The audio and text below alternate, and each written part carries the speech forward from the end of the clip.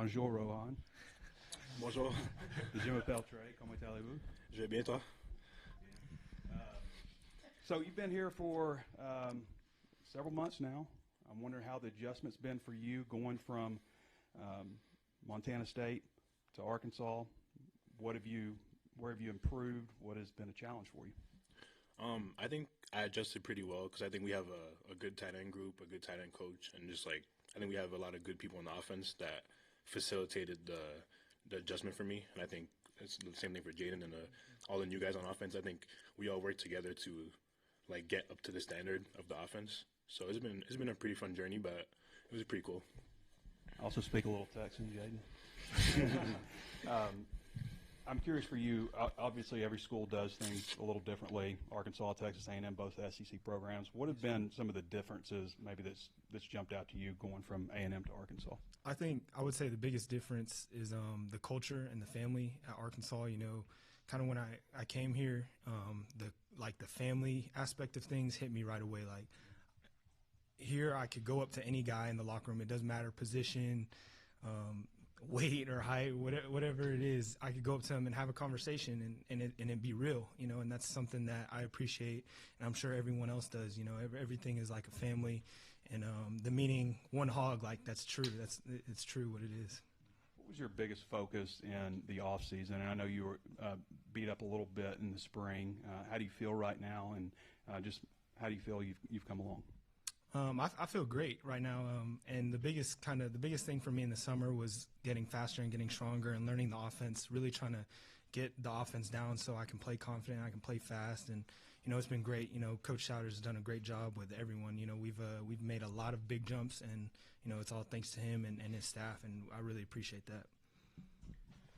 Rohan, Jaden's talking about some of the jumps in the weight room. I know you put on almost roughly 10 pounds. What was the most difficult part of adding all that weight? I think for me, it was a little bit at first, like eating when I wasn't hungry, but I knew I had to put that weight on. But I have a big appetite, so it was okay. And also, like he said, Coach Souders had a great weight program for guys to gain weight along with nutrition. So it wasn't that much of a hassle at all. It was just mostly about just keeping the speed up while putting on weight. But our whole staff did a great job about that. I know it's only been 2 practices, but can you feel the difference with, you know, the added weight and added muscle already? I don't feel it, but we can see a little bit on tape. Like I feel a lot more comfortable blocking and going against bigger guys. And, I just feel overall I feel good. So from Montreal to Montana to now Arkansas, any culture shocks for you since you've gotten here into Fayetteville? Not crazy, but it's my first time being like in the South. So we got a lot of barbecue and stuff like that, but it's cool. I like it. It's been a great journey for me just getting to travel the U.S., being a Canadian player, and I think everywhere I've been, people have let me in and taken me into the community, so it's really a great experience. Coach Turner was just up here talking about Andreas kind of being the main returning guy, just opening his arms and welcoming the Titans in, going go-karting. Could y'all both speak to Andreas and what he's meant to the room? He's meant a lot. He's been, you know, a pillar for the room. He's been a leader.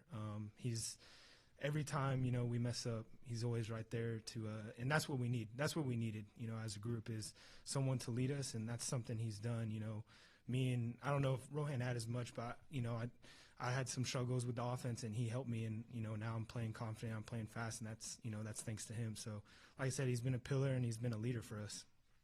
To add on to that, I think, like he said, having a guy that already knew the system we were working in, it was a lot easier for him to guide us and help us do that. And that go-kart activity was not fun. I was puking. I was trying to go a little bit too fast, but that was the big one up in Bentonville, the fast one. Yeah. But yeah, no, he's done a great job of like keeping us a tight-knit group, and just I think we all get along a lot, and it's been super fun. Did you overlap with Coach Petrino at A&M in recruitment? What do you think of him, and did you know the offense a little bit? Yes, I think there was a lot of overlap, you know, and I really appreciate Coach Petrino. You know, he's always believed in me. Ever since I was at A&M, he was always telling me, you know, you have the talent to do what you want to do. You just got to go do it, and that's kind of followed here, you know. And like I said, I really appreciate all that he's done and all the support he's shown, and you know, I really trust his offense that it's gonna create some sparks this year. Did you grow up bilingual? I mean, that was part of the family stuff, or what? Pardon me? Bilingual? Oh, yeah, I'm fluent in French. Okay, cool. Yeah. We forgot Maine, though. Coach Turner was talking to us about you wanting like challenges and kind of pushing yourself. So, can you speak to maybe Maine to Montana State, what that meant, and then coming here, pushing yourself? I mean, through my whole journey, like as a Canadian football player, I think it was just like challenges and adversity. But I knew that my talent and my willpower would take me to where I would need to be.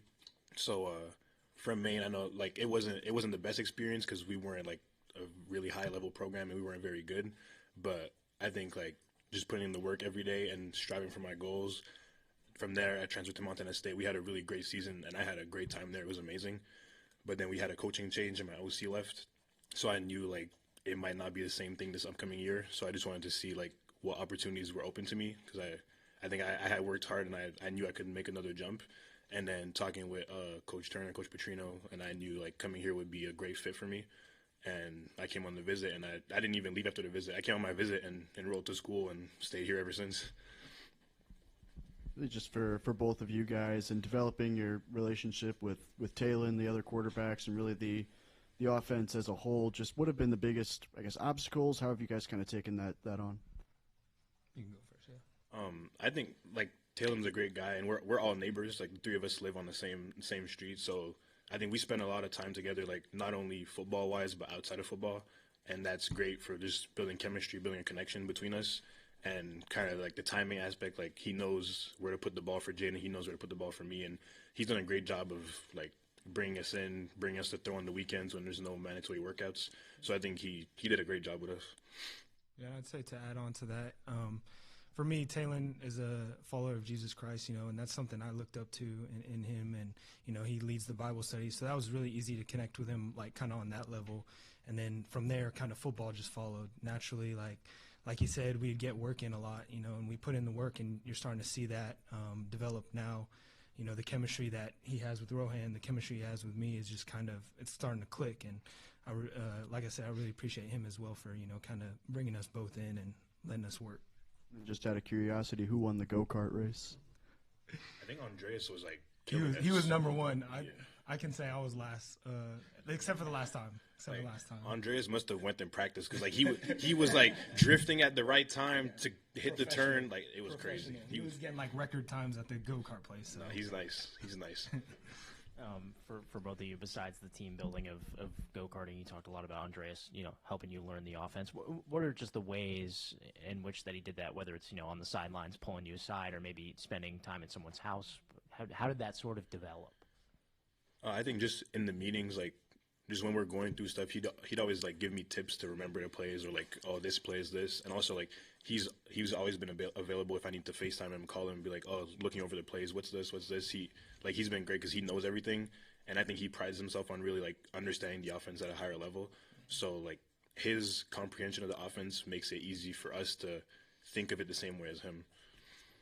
I would say just to second that, the availability, just he's always there telling us like if we mess up a play or, even the standard, like the standard of the offense, the characters of our offense, grit, toughness, all of that. He's there. If we're not holding that up, like especially earlier on in the spring, he was right there telling us like that's not our standard, and so like that, and being there in the playbook really in the meetings is just he's been there a lot. So.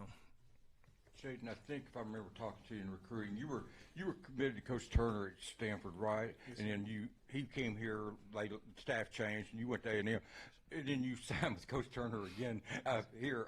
Just talk about the connection with Coach Turner. It's been great. I always believe in Coach Turner and his ability to develop great tight ends, and he has. He has proven talent, and that's one thing that I'm grateful for is that he knows way beyond like the blocking techniques, even routes. Like he's taught me a lot in routes, but I mean blocking, he knows what he's talking about, and he's given me a lot of tips that have helped me drastically improve my blocking. And like I said, I always believed in him, but now I'm seeing it like firsthand that he knows how to develop tight ends. This is for both of you. It's kind of off the wall question, but Antonio Jordan is just a true freshman, but wide receiver.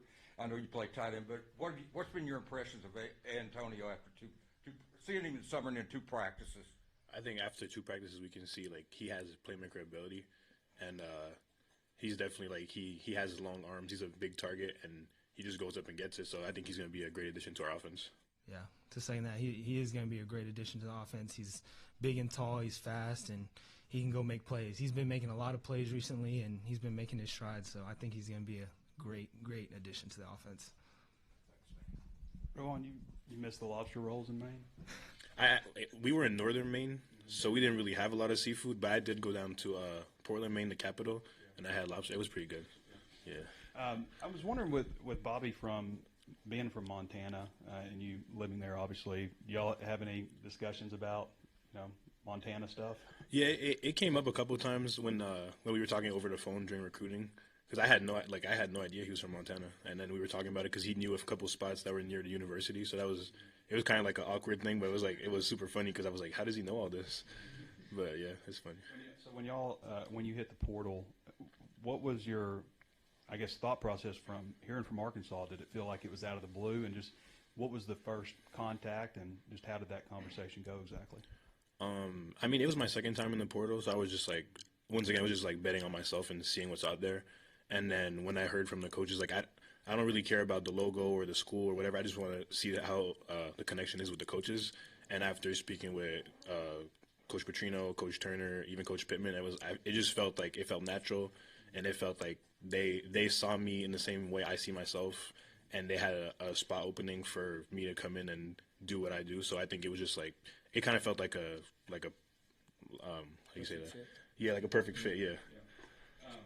Obviously, it's I guess difficult coming from Canada and getting into big time football in the United States and stuff. I'm curious, like, you obviously been in the weight room. You look like you have. What did you look like when you were in high school? Was this all something like post college, or were you a late bloomer? Any of that kind of stuff? I was always like a bigger, faster guy, so that's why I kept like pushing with football, because I thought I really had a chance. But I will say at some lower levels in Canadian football, like it was kind of like too easy for me. But then like getting through high school and we have kind of mandatory prep school that we go to before college. I think like I saw that like I really had a chance, so I just kept pursuing it. How'd you get into football? Like, how old were you? Is it a family thing? And I know it's very popular in Canada, but still not as big as it is here. Yeah, no, I actually played soccer growing up, and then like I was always, like I said, I was bigger and stronger than everyone, and I couldn't really use that in soccer. I was getting like yellow cards, red cards, and then like I was driving with my mom, and we saw a football practice, and I was like, "What's that?" And I saw like guys hitting each other. I was like I could play that. So then I signed up, and now I'm here. Do you dream of playing in the SEC as a kid growing up in Canada, or like at what age did it kind of like this was the challenge that was a goal for you? I will be honest, I didn't know what the SEC was till like maybe last year. Like being from Canada, I didn't know the conferences, I didn't know the teams. Like for me, it was just like I had my one offer from Maine out of high school, and I was like, this is my chance. Like I'll pursue it. But I had no idea about the conferences, anything. Like all I know is that my dream school was Syracuse because it was like right next to Canada. But I didn't know any teams, anything. But like getting to know about it, I was like, that's where I want to be, and now I'm here. Jaden, just real quick, what are your first impressions of Gavin, the true freshman, with you guys in the room?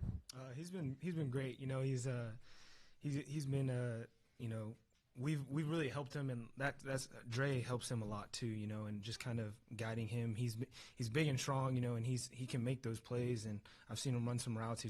He's the tallest in the room, so he can go up there and get that ball, and he's been pretty good. Hey, Rohan, I'm new here and find your background story to be fascinating. So naturally, a kid growing up in Canada, hockey, any kind of background in that sport?